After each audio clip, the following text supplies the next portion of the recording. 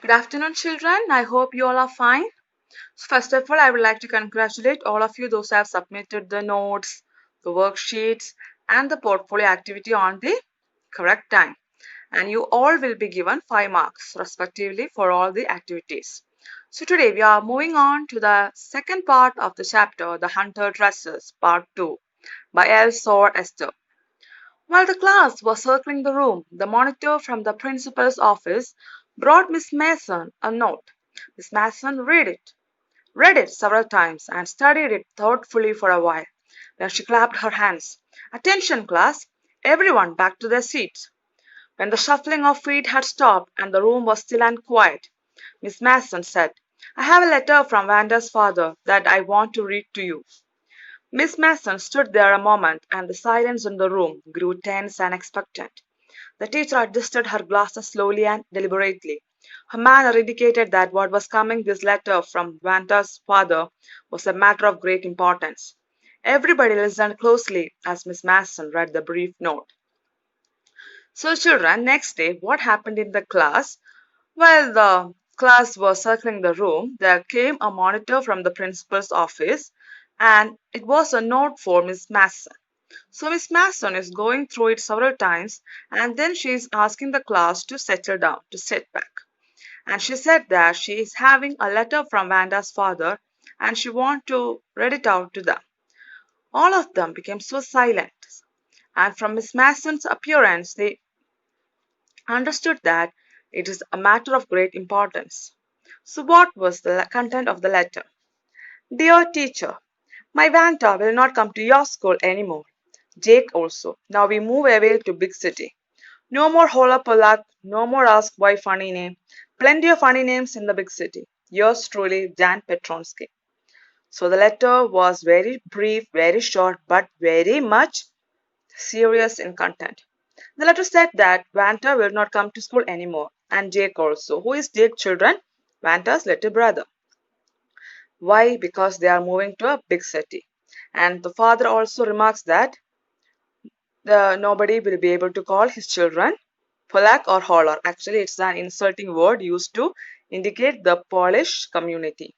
And nobody will ask them why they have such funny names because in the big city in which they are going to live, there will be people with a plenty of fun names. And the father's name of Vanda is Jan Petronsky. A deep silence met the reading of this letter. Miss Mason took off her glasses, blew on them, and wiped them on her soft white handkerchief.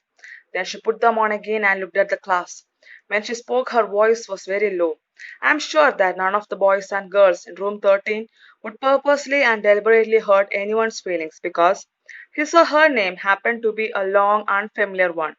I prefer to think that what was said in thoughtlessness. I know that all of you feel the way I do, that this is a very unfortunate thing to have happened. Unfortunate and sad, both. And I want you all to think about it. Now, Miss Mason, after reading the letter, is addressing her class, and her voice was so low. She said that she is sure that nobody in the classroom 13 will hurt someone's feelings knowingly. Maybe you have done that unknowingly or in thoughtlessness. And I know that it's an unfortunate and sad thing to happen. And she wanted all the children to recall how they behaved to Vanta. The first period was a study period. Maddie tried to prepare her lessons, but she could not put her mind on her work. She had a very sick feeling in the bottom of her stomach. True, she had not enjoyed listening to Peggy ask Vanda how many dresses she had in her closet. But she had said nothing. She had stood by silently, and that was just as bad as what Peggy had done. Worse, she was a coward. At least Peggy hadn't considered they were being mean, but she, Maddie, had thought they were doing wrong. She could put herself in Vanda's shoes. So, children, first period was a study period, and Maddie was trying to learn her lessons, but she was not at all feeling good. She felt so much upset in her stomach and all. Actually, she never enjoyed listening to Peggy when she made fun of Vanta. But Maddie was all silent when Peggy insulted and humiliated Vanta, and she became a silent partner in the crime, truly as responsible as Peggy. and she was feeling herself as a coward that she never said anything in favor of Vanta against Peggy. Goodness, wasn't there anything she could do? If only she could tell Vanda she hadn't meant to hurt her feelings. She turned around and stole a glance at Peggy, but Peggy did not look up. She seemed to be studying hard. Well, whether Peggy felt badly or not, Maddie, had to do something. She had to find Vanta Petronsky. Maybe she had not yet moved away. Maybe Peggy would climb the heights with her, and they would tell Vanda she had won the contest, that they thought she was smart and the 100 dresses were beautiful. Now, Maddie wanted to do something. Her mind was full of repentance. She was filled with regret and she wanted to ask sorry. She wanted to say Vanta that she really didn't mean to hurt Vanta. Actually, she was looking at Peggy, but Peggy was studying hard. Now Maddie determined in her mind to go to Vanda's home and apologize to her. And she wanted to tell her that she had won the contest and she was a smart girl and all the 100 dresses she had was beautiful. When school was dismissed in the afternoon, Peggy said, with pretended casualness, "Hey, let's go and see if that kid has left town or not."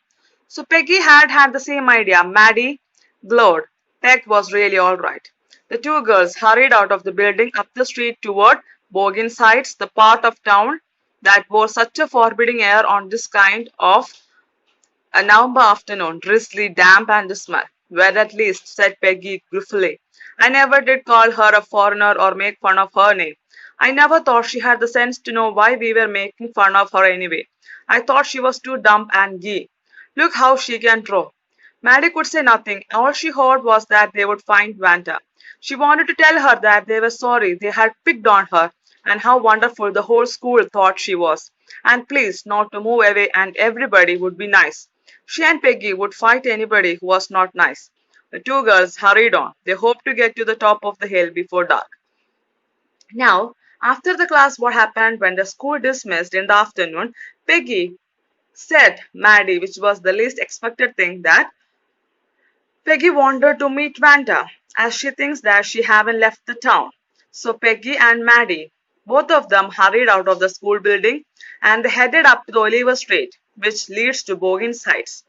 And that was the part of town which had such a wet and sad air of hopelessness. And now what happened? It was a November afternoon. Well, according to Peg, she said that she never intended to call her a foreigner or she never made fun of her name. What she thought was that to make her little what smart and courageous. That's what her intention was. But now Peggy was so impressed, so surprised by the talent she had in drawing. But Maddie was not saying anything. Maddie was only hopeful of finding Vanda because she wanted to tell her sorry. And she wanted to tell her that the entire school will be nice to her, so please don't go away. And she assured that Maddie and Peggy will fight anybody who was not nice to Vanta. The two girls hurried on. They hoped to get at the top of the hill before dark. "I think that's where the Petronskis live," said Maddie. So the two girls, Peggy and Maddie, was hurrying because they had to reach the top of the hill before it gets dark. So first they had the thought that the Petronkis lived there. And she pointed to a little white house. Wisps of old grass stuck up here and there along the pathway like thin kittens. The house and its sparse little yard looked shabby but clean. It reminded Mary of Vanda's one dress, her faded blue cotton dress, shabby but clean. There was not a sign of life about the house. Peggy knocked firmly on the door, but there was no answer. She and Mary went around to the backyard and knocked there. Still there was no answer. So finally they reached the house. It was a white house of Vanta, and it was having a very poor condition, but it was clean and there was not a sign of life there. Peggy knocked the door, but there was no answer. They even went to the backyard and knocked. Still there was no answer. That meant Vanta's family had already left the town. There was no doubt about it. The Petronskis were gone. How could they ever make amends? They turned slowly and made their way back down the hill. "Well, anyway," said Peggy, "she's gone now.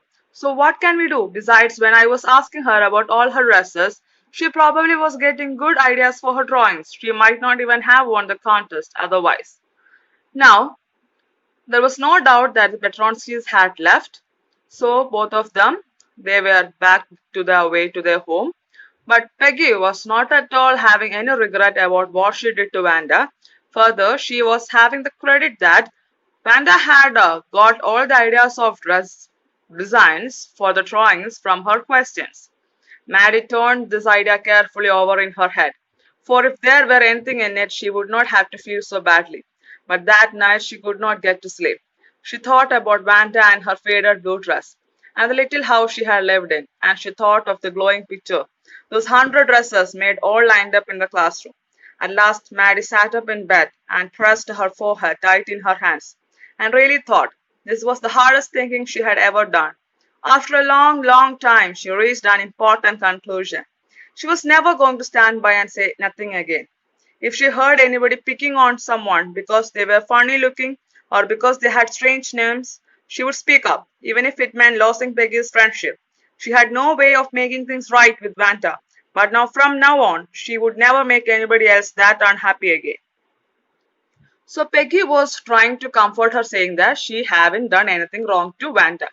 Maddie was also thinking that she also there is no need to feel bad about Vanda because she is also not guilty about it.